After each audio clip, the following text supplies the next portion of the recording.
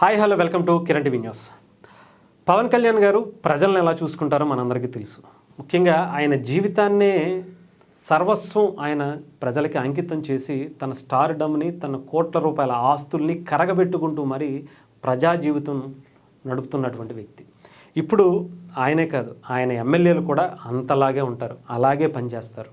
దానికి నిదర్శనమే ఈరోజు తుఫాను ప్రభావిత ప్రాంతాల్లో ఎమ్మెల్యేలు, జనసేనకు సంబంధించినటువంటి ఎమ్మెల్యేలు ఎంత బలంగా పనిచేస్తున్నారో మీకు ఒక్క ఉదాహరణకు చూపించే ప్రయత్నం చేస్తాను, చూడండి.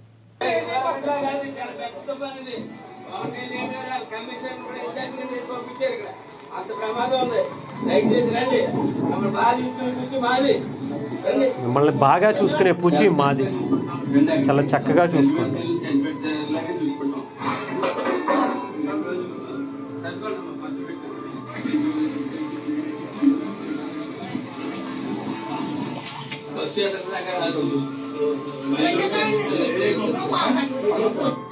ఎంత చక్కగా పంతం నానాజీ గారు కాకినాడ రూరల్ ఎమ్మెల్యే ఆయన.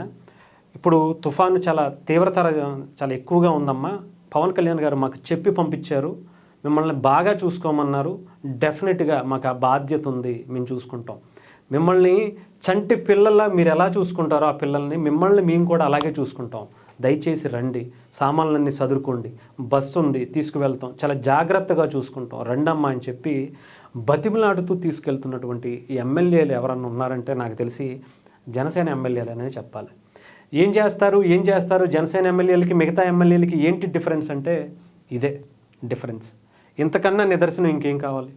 ఇంత ఆలనా పాలన చూసుకుంటూ చక్కగా బ్రతిమలాడుకుంటూ రండమ్మా తీసుకువెళ్తాం అని చెప్పి.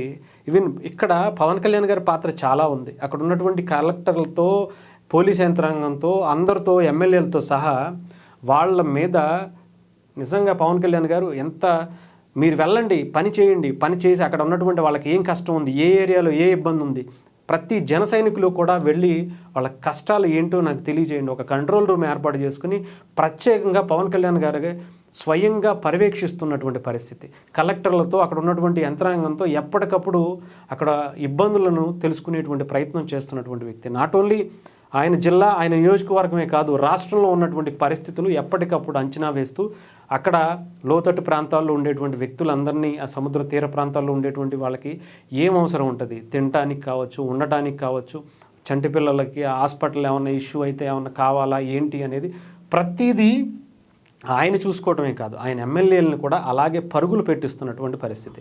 నిజంగా ఇది చూడండి, ఆయన మాట్లాడుతున్నారు.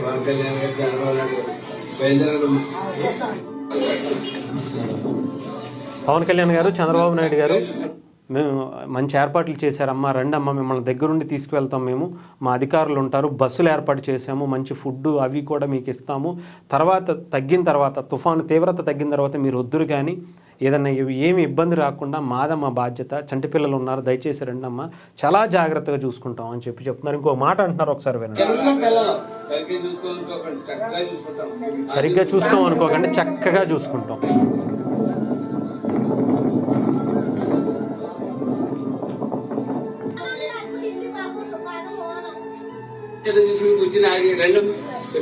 సరిగ్గా చూసుకునే పూచి నాది, రండమ్మా అని చెప్పి భరోసా ఇస్తూ, ధైర్యాన్ని ఇస్తూ వాళ్ళని తీసుకొస్తున్నటువంటి పరిస్థితి.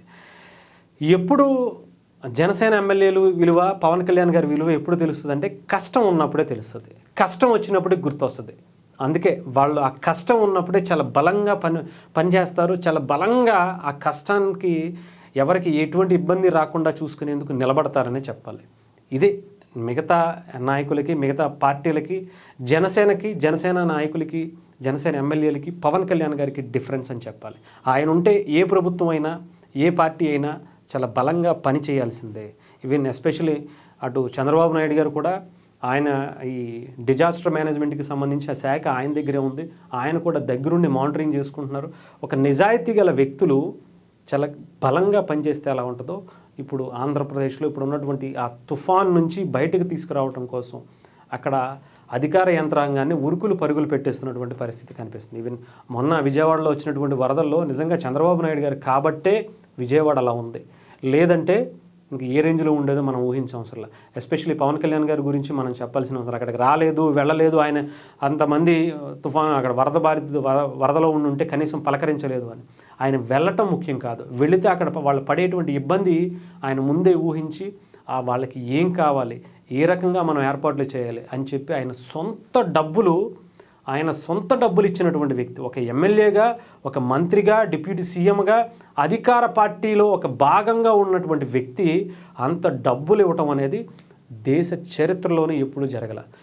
ఇప్పుడు కూడా జనసేన పార్టీ నాయకులు కావచ్చు, పవన్ కళ్యాణ్ గారి ఆదేశాలతో ఉరుకులు పరుగులు పడుతూ పనులు చేస్తున్నారు, వాళ్ళకి సహాయపడుతున్నారు, వాళ్ళ కష్టంలో నిలబడుతున్నారంటే వాళ్ళ ఆలోచన ఎంత గొప్పదో ఆలోచించండి.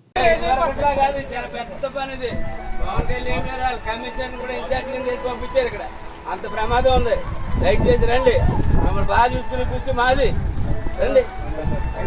చాలా చక్కగా చూసుకుంటాం, రండి అక్కడికి. చనిపెడతాలాగే చూసుకుంటాం. చదువుకోండి అమ్మా, ఫస్ట్ పెట్టండి.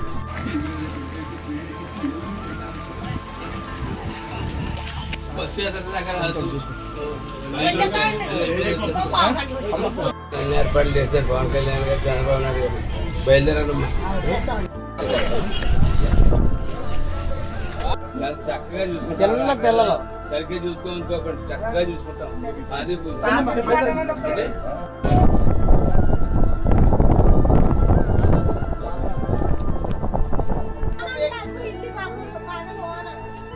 అది చూసుకుని కూర్చుని అది రెండు